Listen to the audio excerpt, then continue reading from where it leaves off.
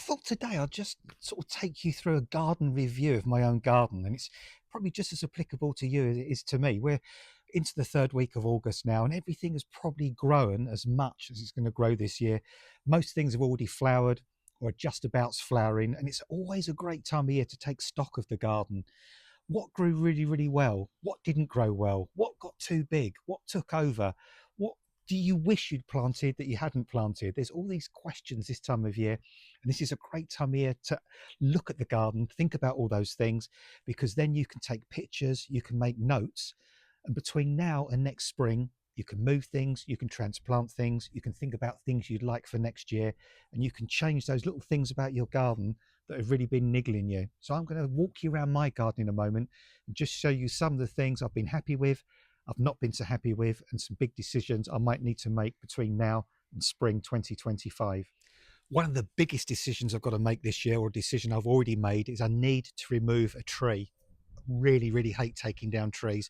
But in the background here, I've got a tree called a Zelkova, or a Japanese elm. Now, I bought this tree about 3 or 4 years ago. It was only about as tall as me, and I bought it for about £5. And I'd heard of the name Zelkova, but I hadn't really researched it. Recently, I tried to plant underneath the tree and realised there was quite a big root system going on. So I thought I'd Google it. I thought I'd look up a little bit more about Zelkova. Oh my goodness me. I then realised it gets to 60 to 80 foot tall when it's mature. It can have a canopy up to 50 foot wide, and it can have a trunk up to 4 foot wide. So this is definitely not a tree for a small space. So alas, I've made the decision that this winter that tree will have to be removed. I don't want to do it, but I do need to do it. I've got other trees around that will take over the space, such as a catalpa and a lovely purple leafed maple. But unfortunately, that's my biggest decision for this year, to remove the Zelkova. A slightly smaller thing I need to change this winter time, and it's not a big deal, not compared to the Zelkova, is this podocarpus. I've got this podocarpus at the front edge of this border, but behind was a daylily, and I've got them back to front. So I want to do this winter time, I want to take the daylily out from the back because it didn't have enough light and now it's all died off. I want to move the daylily to the front, put the podocarpus to the back, and then next year that bed will be more balanced. I'll have the lovely evergreen podocarpus in the middle, and they don't mind a little bit of shade. And then the daylily will be at the front. I'll be able to see it much more easily. It's easier to deadhead, and it won't all die off after flowering because it's got much, much more light.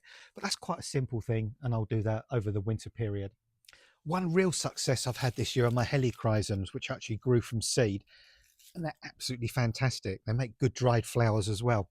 Only problem with these ones is they've got too tall. These are actually taller than me, so they're really, really too tall for this border. So I'm going to grow the helichrysum again next year, but next year I'm going to see if I can find a much more dwarf variety that might need get knee to waist height. That way I can enjoy them, but they're not going to take over. But one thing I did grow from seed, and I'm so chuffed with, are these beautiful little purple ageratum that are edging this bed and mixed with the yellow Bidens. They've been a joy all summer long, look really, really great, and I'm definitely going to grow those again next year from seed, and probably most years, for example. But next year I might go for the mix, because you can get pink, purple and white mixes, so I might go for that instead rather than the one solid colour. And another real success I've been so chuffed with this year has been my statice. I've got statice on the corner of the border here, I've got statice on the corner of the border over there. Fabulous plants, really, really colourful, flower the way up into autumn, easy to grow from seed, and you can dry the flowers as well. So yeah, I've had some things this year that have been a success. I've had some things that have been a success but probably too successful, and I've had a few things I've had to make a decision about, like the Zelkova that's got to come down during the winter time. But you know what, that's gardening, isn't it? It's not static, it always changes, there's always things to do every year. But the most important thing to do is to make a note of all these issues and take a picture on your phone. That way, next year, you'll know where to change things and how to make things better. I've been talking about moving things. I mentioned to you about moving my podocarpus. So I thought I'd just give you a little bit of information about the time of year to move different things in the garden. Say we're in about mid-August now. So if you want to move conifers, for example, Move conifers about mid-autumn, sort of mid-October to late October. Anything that's deciduous, like trees or shrubs, move them when they're completely dormant. So between December and March, that way they won't be disturbed and they'll actually re-establish next year and grow away really, really nicely. And for things like perennials and grasses, wait right up until early spring next year, 2025. Then think about lifting and dividing those sort of plants when the new shoots come through. Great time to move grasses as well. If you transplant grasses during the winter, chances are they're going to rot off. So wait till next spring, then do that. So between now and next spring to mid-spring, you've got lots of time to move all those plants that you want to move.